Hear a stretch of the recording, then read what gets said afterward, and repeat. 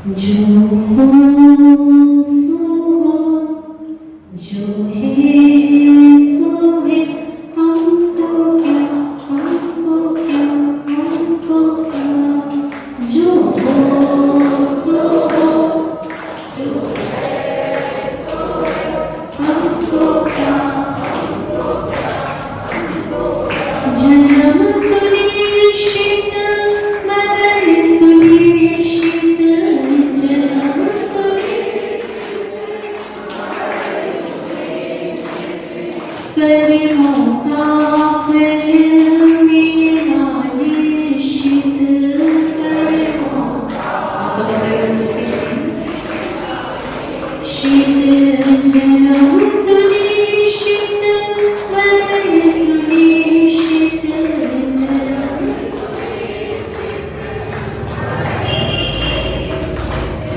कर्मों का फल मेरा निश्चित, कर्मों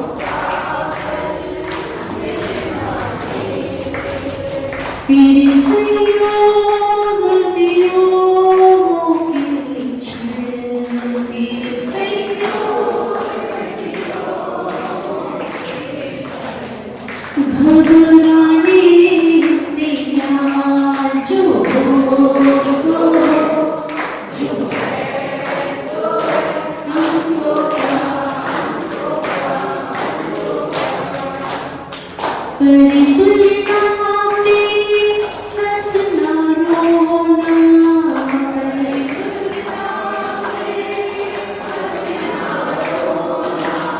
सुखी दुखी हो पलट रोना, सुखी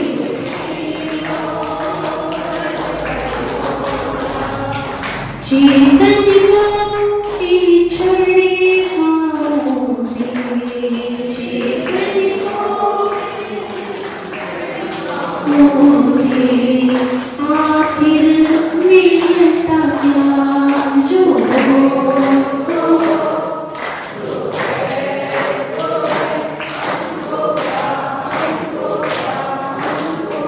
पत्नी दौलत बेटी भाई, पत्नी दौलत बेटी भाई, कर्म फलों की है परछाई, कर्म फलों की है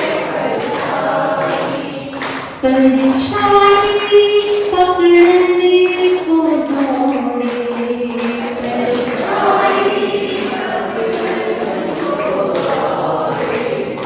तू पाएगा क्या, जो हो सो, जो हमको जो हो सो, जो है सो हमको क्या।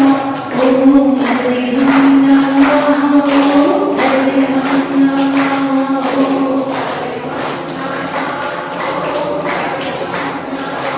ओम हरे नमः, ओम हरे नमः, ओम हरे नमः, ओम हरे नमः, ओम हरे नमः, ओम हरे नमः, ओम हरे नमः,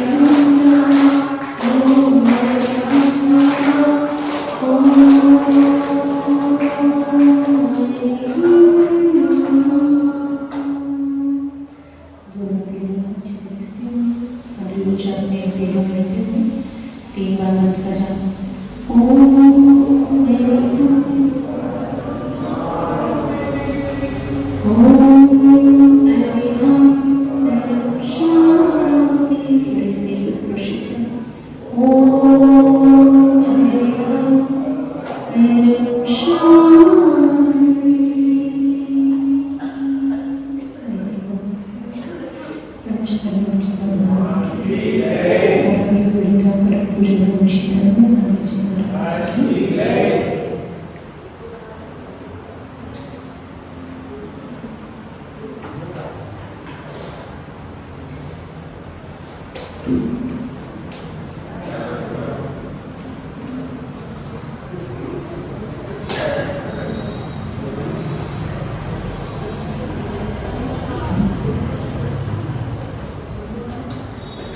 चलिए ध्यान के भाव से बाहर आते हुए भक्ति के भाव में आएंगे।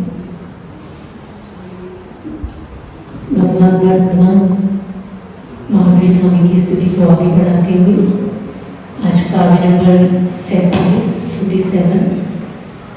एक पुस्तक वचन।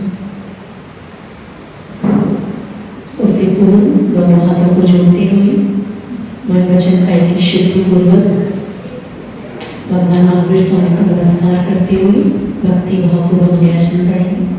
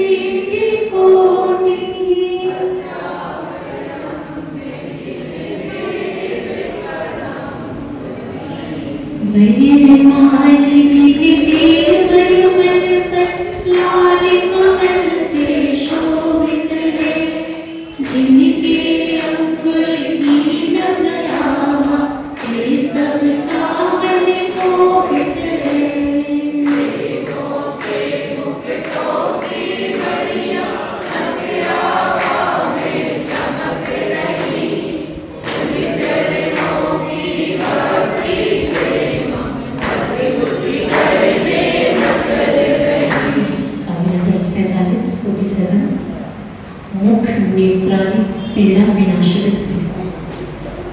अत्यंति पूति चरणं तव सर्ववन्द्यम्।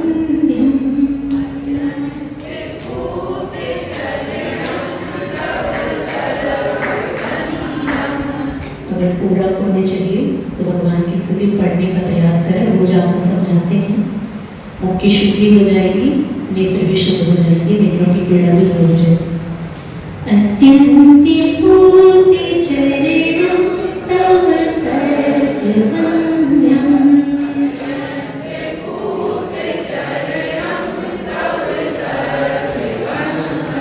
चित्ते निधाय यदहं सोऽहं विपश्यन्।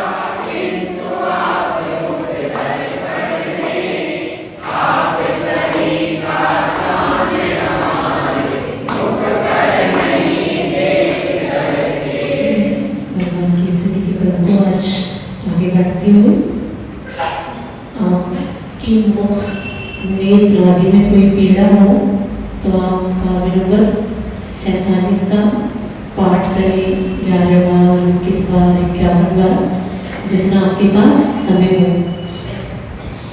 कल भी आपको बताया कि प्रत्येक काव्य आपकी एक एक बीमारी को, आपकी समस्याओं को दूर करने के लिए। आप चाहें तो इन काव्यों के माध्यम से भी अपनी समस्याएं दूर कर सकते हैं। आपको बाहर भटकने की आवश्यकता नहीं पड़ेगी। होता ऐसा है कि जब हमें कोई व्याधि आदि जब हमारी लंबे समय तक दूर नहीं होती तो हम जिनालयों से बाहर निकल के बाहर भटकने लग जाते हैं। सही उपचार आपको दिया जा रहा है कि अगर आप सही उपचार चाहते हैं तो भगवान की स्तुति आप इस रूप में भी कर सकते हैं। ये आपका कोई मिथ्यात्व नहीं कहलाएगा। कुछ लोग तो ऐसा कहते हैं कि माता जी इसको ऐसे पढ़ें, इसको 21 बार पढ़ें, इसको 51 बार पढ़ें। अगर ऐसा हमें समझाया जाता है तो क्या ये हमारा स्वार्थ नहीं हुआ? आप लोग इसको भी मिथ्यात्व की श्रेणी में नहीं लेते हैं। पहले बड़े बड़े मिथ्यात्व छोड़ लो, उसके बाद इन सब की बात करना।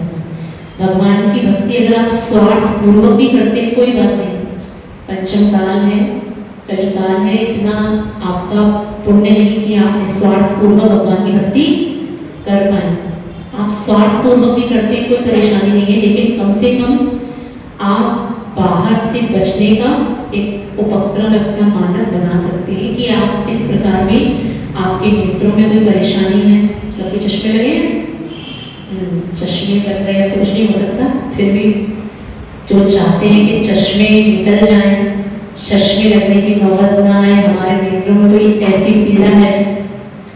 आचार्य श्री शांति सागर महाराज जी का अगर आपने कभी चारित्र पढ़ा हो, आचार्य पूज्यपाद स्वामी महाराज जो भगवान की भक्ति से उनके नेत्रों की व्याधियां इतनी बड़ी बड़ी दूर हो सकती हैं।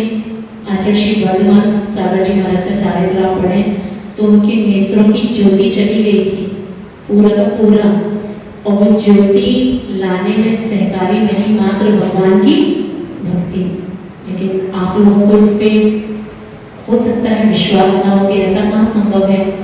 ऐसा बिल्कुल संभव है अगर आप भगवान की भक्ति इतनी निस्वार्थपूर्वक करें कि वो पुत्र धनंजय सेठ का पड़ा हुआ है, फिर भी पुत्र की चिंता नहीं है, मात्र वो सेठ किसमें लगे हैं? भगवान की भक्ति में लगे हैं। रावण के पुतले तो मत जलाते हो, जलाते नहीं हैं, देखने तो जाते हैं, बच्चे नहीं जाते क्यों? हम कहते हैं इतने ईमानदार बनते हैं साधु के सामने कि माता जी हम पुतला नहीं जलाते। मान लिया आप पुतला नहीं जलाते, लेकिन आप उस पुतले को देखने का भाव तो करते हैं, हाँ है ना? अरे इतने अच्छे हो क्या? ईमानदारी से बताओ, रावण दहन देखने जाते कि नहीं? बच्चे जाते कि नहीं? हाँ? रावण दहन भी नहीं होता रानीपुर में। ये तो ये अच्छा है, लड़ाई का मांस। अगर ठीक है, बहुत अच्छी बात है। तो क्यों अन्य संप्रदाय में रावण दहन नहीं करते? हाँ, तो वही तो करेंगे, आपको थोड़ा करना है, वही करेंगे, वो भी नहीं करते। चलो बहुत अच्छा।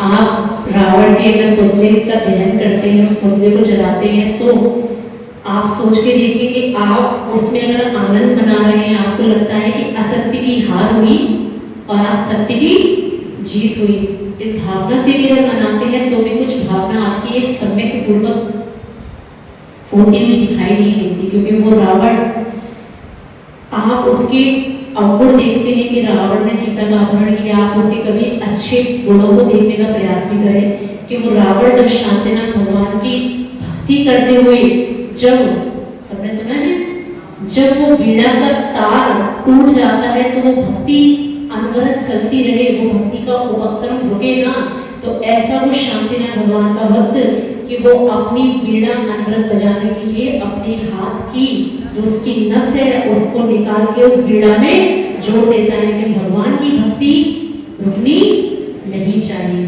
यहाँ क्या होता है, पूजन करते करते जब हम मंदिर में वर्धमान स्रोत का शाम को पाठ करते हैं, तब थोड़ी आकुलता लोगों की देखते हैं कि आधे घंटे के वर्धमान स्रोत के पाठ में भी इतनी आकुलताएं हो जाती है कि घर का आया हुआ एक फोन आप 5 मिनट के लिए इग्नोर नहीं कर पाते।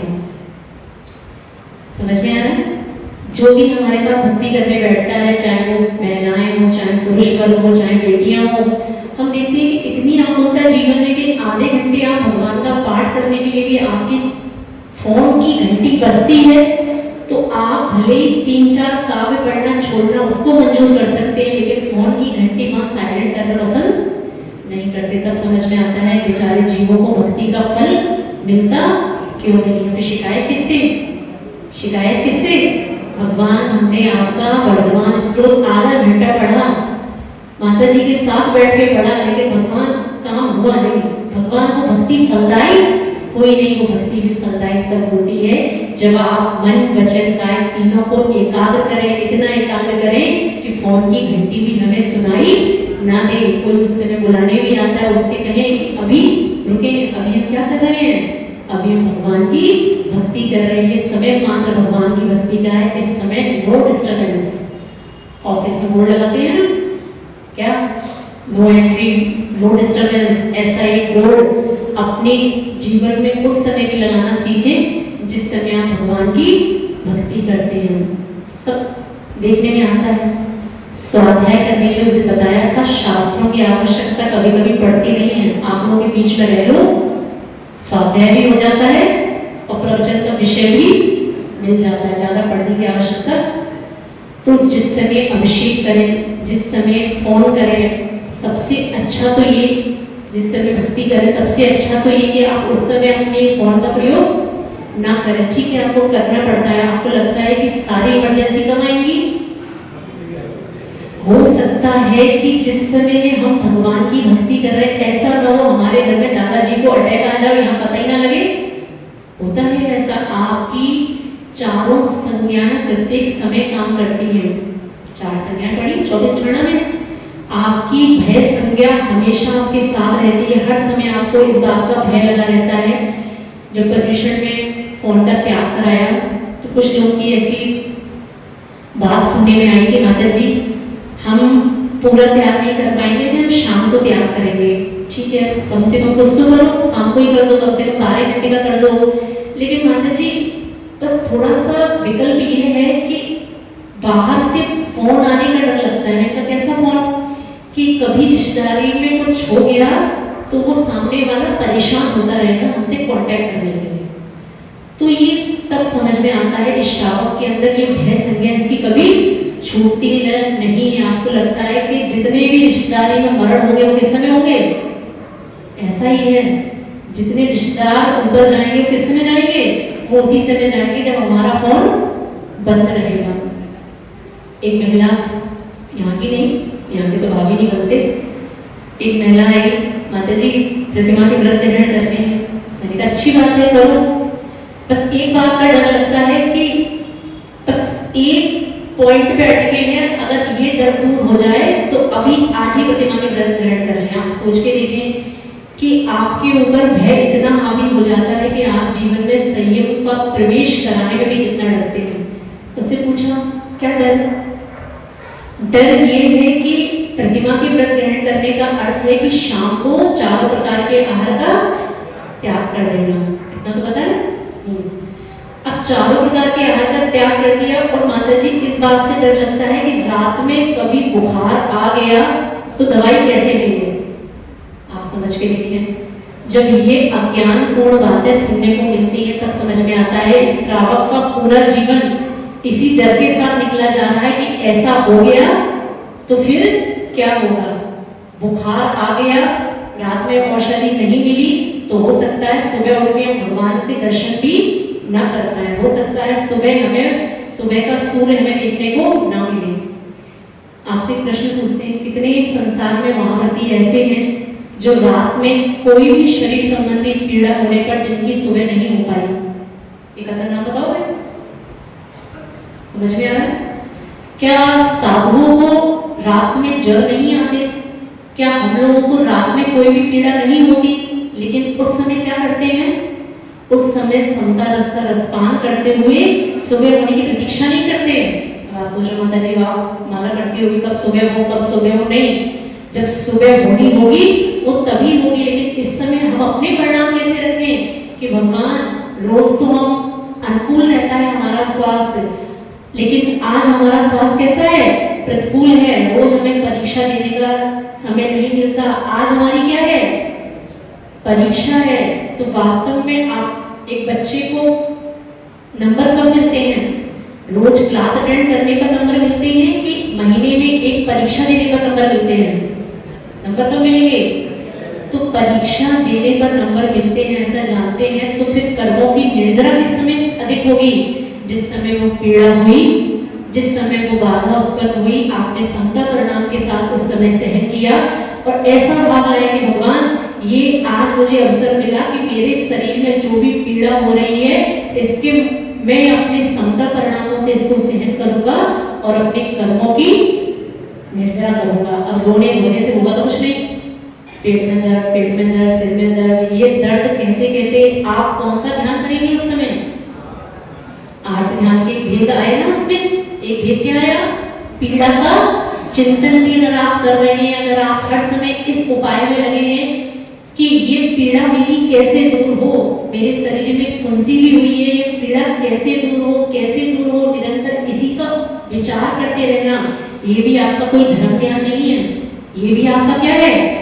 आर्त ध्यान है। कोई भी पीड़ा आई है, कोई भी बाधा उत्पन्न हुई है, वो अपने समय से धीरे धीरे चली जाएगी, लेकिन आप उसमें अगर परिणाम अपने खराब करते हैं तो आप नियम से आर्त ध्यान करके अपने अशुभ कर्मों का वध करते हैं। जो ऐसी भावना, जिनके मन में ऐसा डर है कि ऐसा हो गया, प्रतिमा के व्रत ले लिए तो क्या होगा, हम पूछते हैं क्या बेटी की शादी इस डर से नहीं करते कि बेटी का डाइवोर्स हो गया तो फिर क्या होगा? क्यों फिर डरो तो फिर हर केस में डरो ना, इस केस में भी डरो कि प्रेस कपड़े हम प्रेस कर रहे हैं, प्रेस करके ले जा रहे हैं, इस लॉन्ड्री वाले ने जला दिए या मुझसे जल गए तो क्या होगा? इससे अच्छा क्या कपड़े पर ऐसे नहीं करते। सिलेंडर का प्रयोग चौके में नहीं करते क्योंकि हो सकता है भोजन बनाते बनाते वो सिलेंडर फट ना जाए, तो हम पूछते हैं कि कच्ची दालें खाते हो, कच्चा आटा खाते हो, भोजन बनाते हो कि नहीं? हर संसार का काम डर को जीत के करते हैं। डर के आगे जीत है, ये डर के आगे जीत का फॉर्मूला हमें ऐसा लगता है आप संसारिक काम में तो लगाते हो, लेकिन ये डर के आगे जीत का फॉर्मूला आप धार्मिक कार्यों में आप सही जीवन में नहीं लगाते हो, है कि नहीं है? कितने लोग ये आपके नगर की 1-2 अम्मा जी लोग ठीक है, अच्छे धार्मिक वातावरण में रही, भाव था कि माता जी आगे बढ़े, तो मैंने कहा मुझे क्या करना है? आप तो माता जी आशीर्वाद दो कि जल्दी से गृहस्थी छूटे। मैंने कहा गृहस्थी ने आपको पकड़ा है या आपने गृहस्थी को? आप लोग चाहते हैं। दीदी ने कल एक बहुत अच्छी स्वाध्याय में बात पढ़ी, छोटी वाली दीदी ने, कि कल दीदी श्लोकदेश ग्रंथ पढ़ रही थी, उसमें समाधि की बात चली कि प्रत्येक जीव को समाधि के लिए तैयार रहना चाहिए। तो दीदी हमसे बोलती है माता जी देखो संसार में कितनी माया चाल रही है, प्रत्येक महिला, प्रत्येक पुरुष, प्रत्येक संसार का जीव मंदिर में जाके क्या पढ़ता है? वाह तेरी छत्र छाया भगवान। आप मंदिर में पाठ करते हैं, कानपुर की बात नहीं कर रहे हैं, सब जगह की बात कर रहे हैं। तेरी छत्र छाया भगवान मेरे सिर पर हो, मेरा अंतिम मरण समाधि, ठीक है? दुख को कम्मक हो लाओ सुबह गमनम समाधि मरणम। हर समय ये जीव भावना तो करता है, मंदिर में भगवान को सुना के भी आ जाता है, लेकिन इससे कहो समाधि होगी कैसे? उसके लिए स्कूल में पास होने के लिए आपको सबसे पहले क्या लेना पड़ेगा? एडमिशन लेना पड़ेगा। परीक्षा तो बाद में होगी, परीक्षा देने के लिए पहले क्या करना? एडमिशन लेना। कोई बच्चा ऐसा आज तक मिला जो एडमिशन नहीं लिया और वो रिजल्ट उसके हाथ में है, तो भावना आप क्या बोलते हो? समझ के देखना, कल बहुत अच्छा सच निकल के आया आपका। हर समय भावना क्या? भगवान क्या हो? समाधि हो, समाधि हो। तो ऐसे घर बैठे अच्छे 56 भोग के साथ छोले भटूरे खाते खाते समाधि, ऐसी समाधि तो कभी नहीं सुनी ना। समाधि के लिए पहले करना क्या पड़ेगा? उन लोगों की बात कर रहे हैं कम से कम जिन्होंने अपनी ऐसे उम्र के पड़ाव पे आ गए जो हमेशा मुनि महाराज मिले, माता जी मिले, बस एक ही बात कहनी, बस वो एक ही पुरानी बात। अब हमारा क्या करा दो? अब हमारी भावना है हमारा समाधि मरण हो, हमारा समाधि मरण हो, समाधि मरण हो। और पूछो कि त्याग क्या है? माता जी वो नहीं है, थोड़ा डर लगता है कि तबीयत खराब हो जाती है तो रात में पानी की आवश्यकता पड़ जाती है। आपको 60-70 साल होने के बाद इस बात का डर लगा है कि पानी की आवश्यकता पड़ जाती है। कभी कभी नव यौवन वाले मुनिराज को आनेगाओं को देख लिया करो, 30, 33, 25, 20 वर्ष के उन महारथियों को देख लिया करो कि ये तो अब महाव्रती हो गए, इनका तो जीवन पर्यंत के लिए त्याग हो गया। जब ये इतना बड़ा संयम का उपक्रम धारण अपने जीवन में कर सकते हैं, तो फिर हमारी तो उम्र मात्र कितनी रह गई। हाँ, यहाँ भी थोड़ी यही समस्या सुनने को मिली कि माता जी भाव तो बहुत है, भावों की कोई कमी नहीं है, भावों का तो हमारे अंदर हर समय समुद्र, हम हमेशा भावों के समुद्र में डूबे रहते हैं, भावों की कोई कमी नहीं है। लेकिन परेशानी कहाँ आ जाती है कि कहीं ऐसा ना हो जाए। हमें लगता है बेचारों का यही सोचते सोचते एक दिन अचानक से, उस दिन एक घटना सुनने में आई इंदौर की, आपने भी सुनी हो शायद। इंदौर में अपने ही जैन समाज का व्यक्ति घर का 3-4 मंजिल घर बन पाया, गृह प्रवेश हुआ और उसी घर के छत पे कुछ टंकी को व्यवस्थित करने गए और वो ऊपर से नीचे गिरे, वो सीढ़ियों से नीचे आते आते उनका सिर, समझ में आ रहा है, वहीं पर उनका मरण हो गया। सोचो आप, व्यक्ति नए घर में प्रवेश कितने भावों के साथ करता होगा, कितने अरमानों से उसने घर के टाइल लगवाए होंगे, घर के दरवाजे लगवाए होंगे, हर एक घर का कड़ उसने बनवाया होगा। और गृह प्रवेश करने के बाद क्या होता है, उस घर के मालिक की उसी घर में मृत्यु हो जाती है। तब समझ में आता है ये जीव पूरे जीवन भर बस इसी डर में रहता है, कहीं ऐसा ना हो जाए, मेरे व्रत लेने के बाद कहीं ऐसा ना हो जाए, पहले दिन ही मेरा स्वास्थ्य इतना खराब हो जाए कि रात में मेरे संक्लेशित परिणाम हो जाए, और ऐसा जीवन पर्यंत होता भी नहीं, और जीवन इसी डर में। हम तो आपसे कहते हैं कि इतना पुण्य अपना बढ़ाओ, और नियम लेने के बाद, आपके व्रत धारण करने के बाद आपका पुण्य नियम से इतना वृद्धिंगत हो जाता है, उसमें इतना वृद्धि हो जाती है कि वो आने वाली बीमारी, मान लो अभी बिना व्रतों के आपको ज्वर आने वाला था, आप जब तक आपने व्रत धारण नहीं किए थे, हो सकता है आपको कोई बड़ी बीमारी होने वाली थी, लेकिन व्रतों का प्रभाव ऐसा पड़ा कि वो व्रतों के प्रभाव से आपकी वो कर्मों की निर्जरा हो गई, और वो आपकी जो बीमारी आने वाली थी वो उदय में आई ही नहीं। बात समझ में आ रही है? ये कहा ना, इससे कुछ होने वाला नहीं है, यहाँ पे बहलाना नहीं है ना, समझने का प्रयास करना है। जो लोग एक ऐसे उम्र के पड़ाव पर हैं, जो आके कहते हैं माता जी बस हमारी ये भावना है कि हमारी समाधि हो जाए, उन लोगों से इतना कहना है कि समाधि की भावना करने वालों, कभी जो भगवान के आगे पढ़ते हो, दुखों को गमों को समाधि मरण, भगवान मेरा समाधि पूर्वक मरण हो, तो समाधि पूर्वक मरण इतना सा निमित्त चाहिए अपनी युवाओं को हटाने में। तो रसगुल्ला कहने से रसगुल्ले का स्वाद आ जाता है, पानी तो भले ही आ जाता होगा, स्वाद नहीं आता होगा। तो जिस प्रकार रसगुल्ला कहने से रसगुल्ले का स्वाद नहीं आता, इस प्रकार समाधि समाधि हो जाए, समाधि हो जाए कहने से समाधि होने वाली नहीं है। अम्मा जी लोग सुन रहे हो, सुन रहे हो ना? हाँ, देखो मुरैना से ये व्रती महिलाएं आई हैं, अभी कुछ दिन पहले हस्तापुर से देखी है आपने। प्रत्येक जीव के